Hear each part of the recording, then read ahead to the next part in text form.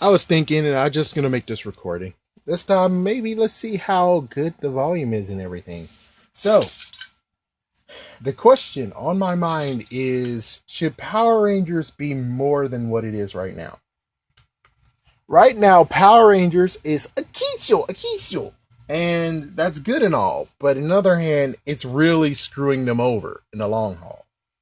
Let's talk about what Super Sentai is doing. Let's just go to what they were doing in Super Sentai, and also just the fact of what they were doing when we got to Wild Force.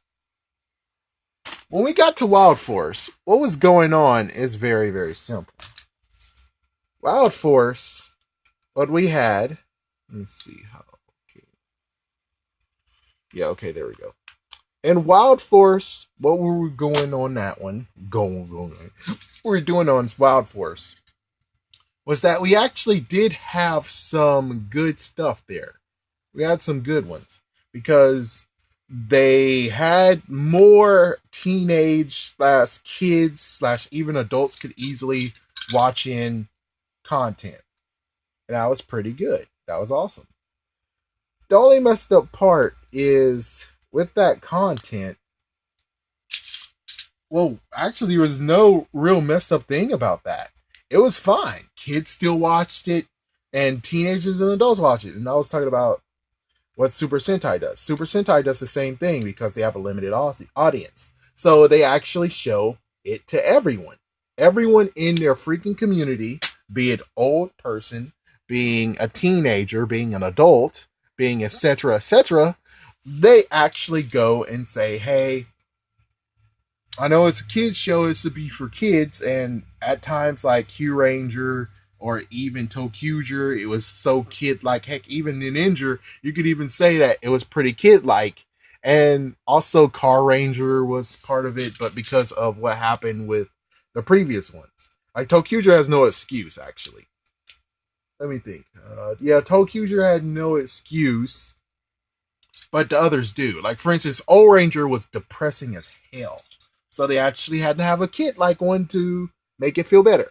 Go Busters was depressing as hell, and it did horribly bad when it came to the ratings, if I remember correctly.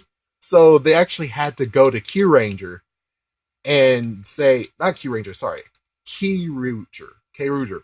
So they went to that one, and they actually had to make it more kid-like than ever, and they did. And it was good, and plus, even the toys were good. So good that Bandai America couldn't pass it up. But at least the good news is that even if it was even though it was kid-like, they still actually had some good story in there, and it was very, very good. Oh my gosh. Very good storytelling. Dino Charge?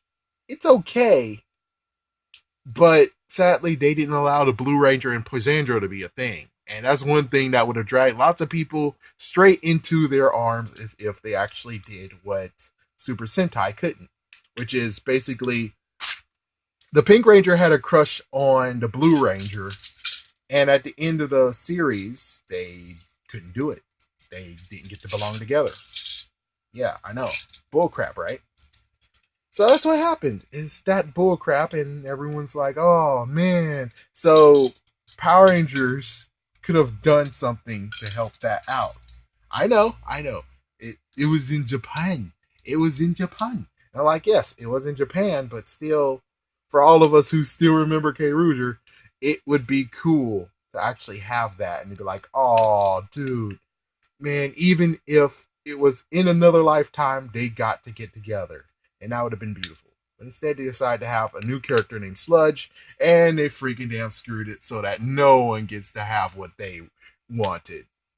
Bull crap, man. Bull crap. So, what Power Rangers could do, and it's kind of funny that even so, think about it. Let's look at it. Look at the Legacy toy line. They brought the Legacy toy line, and kids, kids might pick it up. They might. But more than anything, it's for the collectors.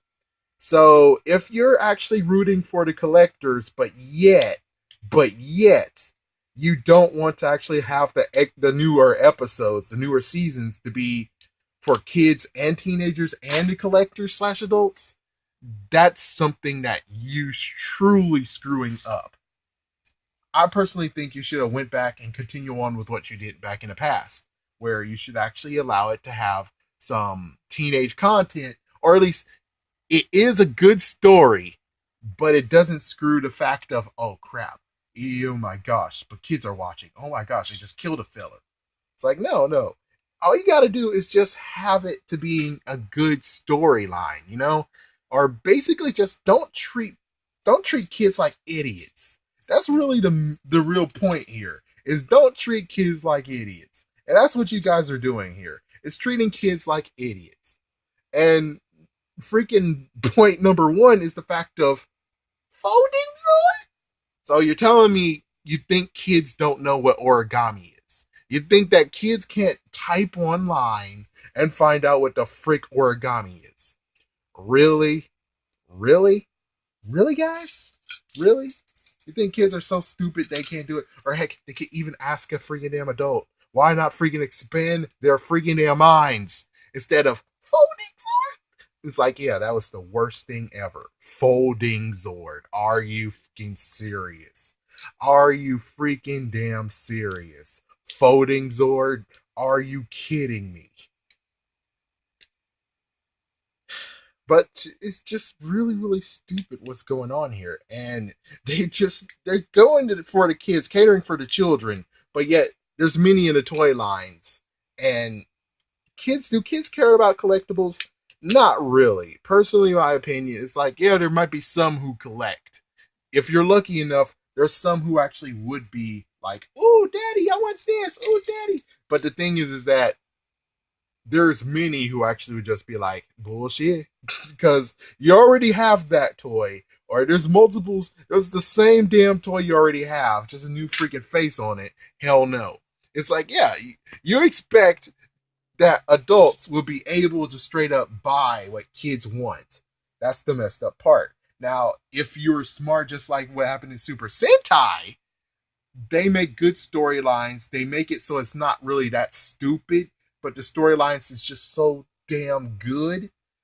If you're able to do that and make it so damn good, the freaking adults will not only buy it, but they'll buy it for their damn selves as well. They'll buy both. They'll buy 2 of them. And isn't that better than what you're doing right now? Just saying, it's a kids show. It's for the kids. It's a kids show. Why not just do that? That's a better plan. That is a better game plan. And what's even worse is the whole legacy line, though. Legacy line, legacy everything. If you're trying to start something good, you guys go after Mighty Morphin. And someone already explained to me, Dawson Ryder already explained to me how it's their freaking flagship. It's your flagship. I get it. I understand. It's your flagship. It's the thing that never fails. If you do something Mighty Morphin, it never fails. No one's going to be like, who? What? Why? I get it. I understand. But on the other hand, dudes, you guys really need to stop doing with the Mighty Morphin stuff. Was I on that bandwagon? Kind of in the very beginning because, well, I was 3 years old. How the freak? I didn't really care about the freaking Megazord. Yeah, yeah, go ahead, sue me and everything, but really, I'm telling you the truth. I didn't really care about the Megazords until oh my gosh, the Red Dragon Thunder Zord. That was like the one that I'm like, holy frick, I want it. Sadly, I couldn't get it. Sadly, I couldn't get it. And it's not because you're a bad, bad boy. You're a bad, bad boy, Funny. You're a bad, bad boy. No, it wasn't even that. It was that it was sold out every freaking damn where. We even went to like a JC Penney's and something, and they were like, oh, we just have to assault guys. This is all we got. And I'm like, who wants them? Who the freak wants them? They're only good unless you have the Tiger Zord or the Red Dragon Thunder Zord. And I just wanted the Red Dragon Thunder Zord. That's all I wanted. Freak the other guys. No offense, but freak the other guys. They don't do anything. Like, freaking damn, man. Freaking damn. I'm just gonna have to end it like this. So anyways, thank you for watching, folks.